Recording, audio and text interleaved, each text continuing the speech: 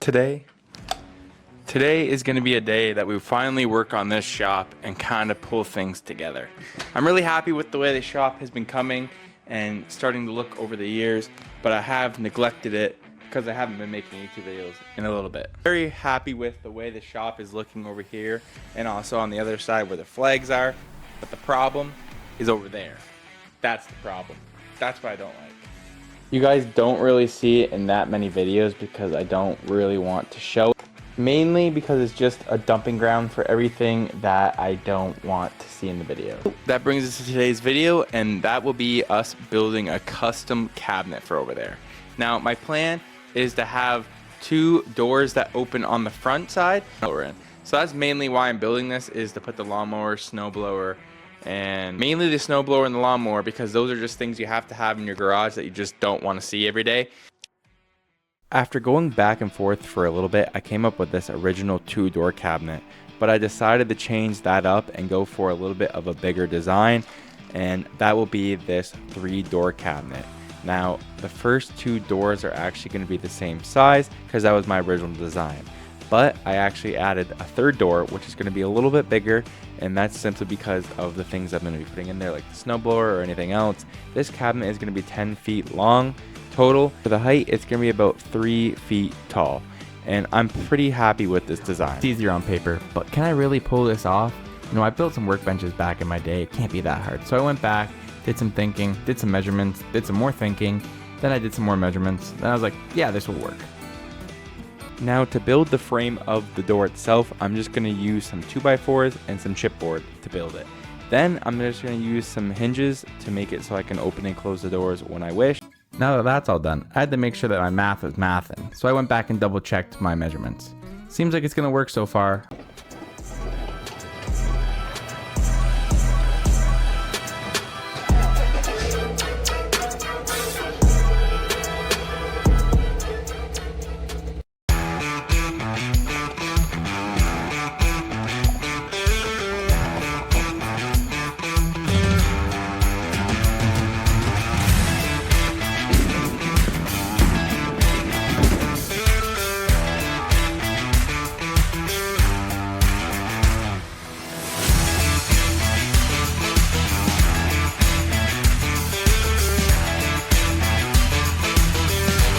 After calculating how much supplies I'm going to need for this project and gathering my wood, it came to about I'm going to need 10 2x4s and 2 pieces of plywood to complete this project. After that, it came to $91 after taxes. I also might have picked up some new tools, but we're not going to add that into the cost of this build.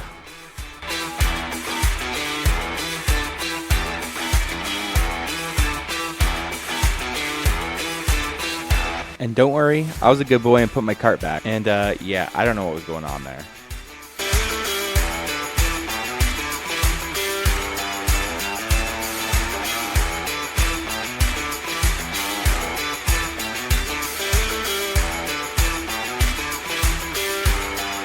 And once we got home and unloaded all the wood, came the fun part of unboxing the new tools and starting the project. But first, we have to move everything. Also, while I was at the store, I picked up some new tools. Obviously, for this project, I was gonna need a saw. So this is what I originally went to go get, which was a saw. I was looking at a more expensive one, but they actually had a deal. If you bought this drill set, you get a free gift with purchase. So I actually was able to get this for free.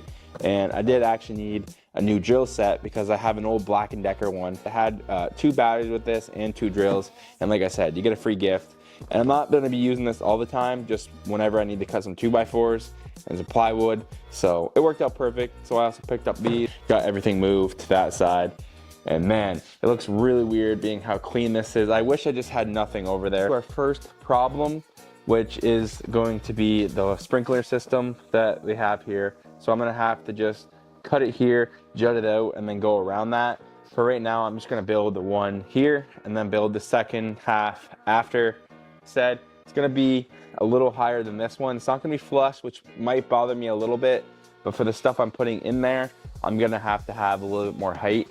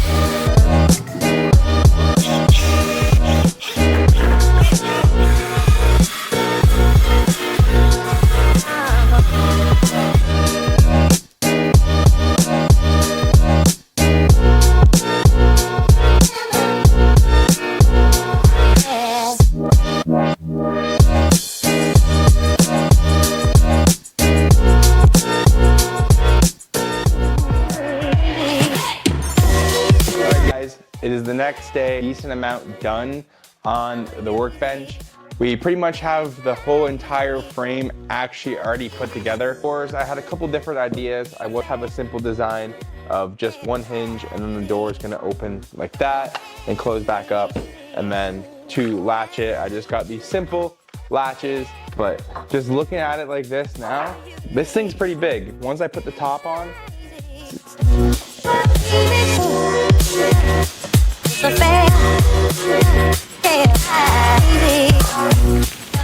As I was cutting the wood to build the doors, I realized I wasn't going to have enough screws, so I was going to have to solve the lighting problem. In the shop, I picked up these LED lights off Amazon for above the workbench. So I needed to solve the lighting above the garage. It was terrible, so I didn't know if I wanted them below the flag or above the flag. I came up with this.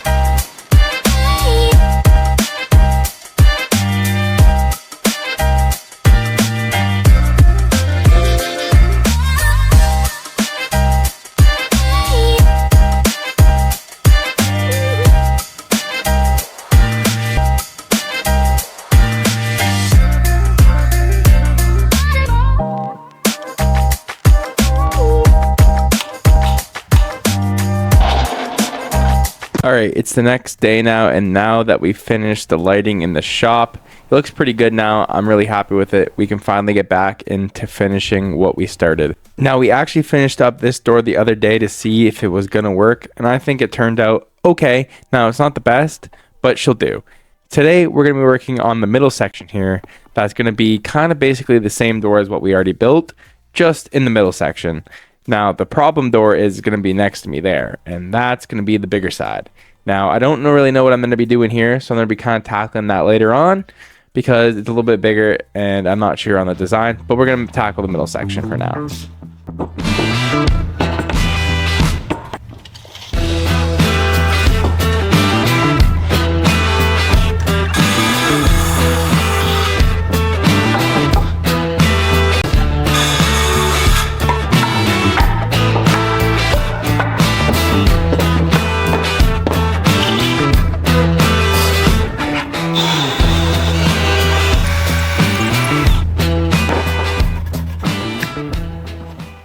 Also, to my old shop teacher, Doug, yeah, you know how you told me I never paid attention in your class? Look at me now. I'm finally using that stupid tool I told you I would never use a day in my life.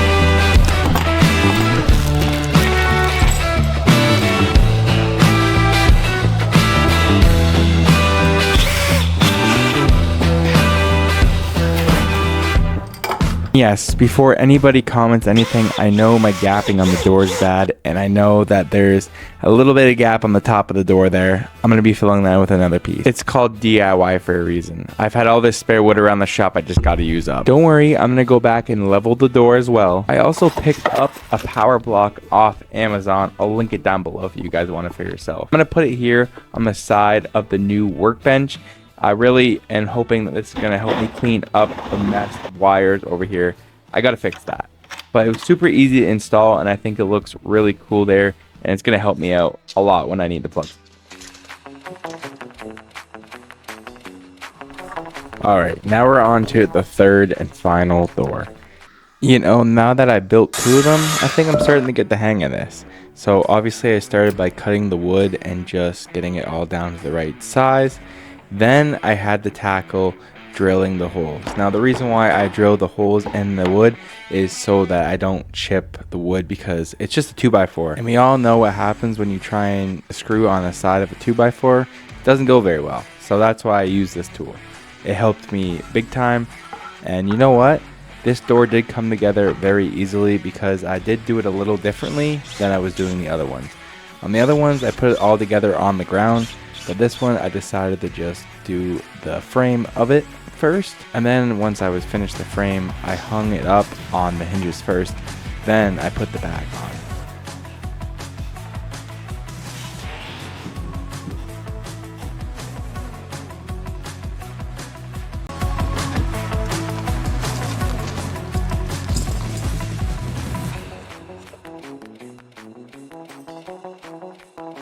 and let's just say hanging the frame first and then putting the back on was a lot easier than hanging it all together, especially by myself.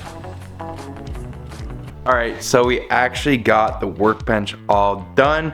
Mainly, I still have to go back and do a couple finishing touches. And like right now, man, that looks a million times better. One thing I don't like is this wall here. It's just insulation and just kind of doesn't look good like what I got over here, tackling here. And I have a whole bunch of these random pieces of wood, just these random cut-offs from projects and stuff like that. So it's not gonna be all the same color, but it's gonna look better than what it is. So that's what we're gonna be tackling here.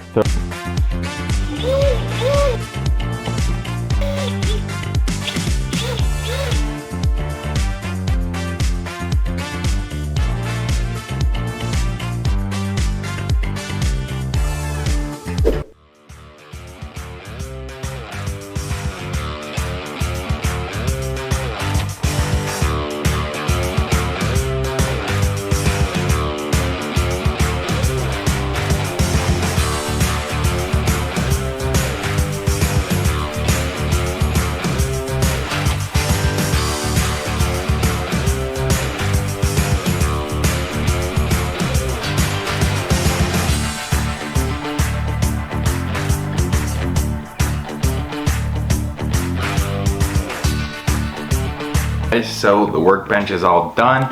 It looks really, really good. I'm happy with it. The only thing that I'm gonna be doing eventually is I'm gonna be building a tool storage system for all my drills, stuff like that eventually, but for right now, I'm just gonna leave it because I don't know how big I actually want to do it. This is what the workbench is looking like.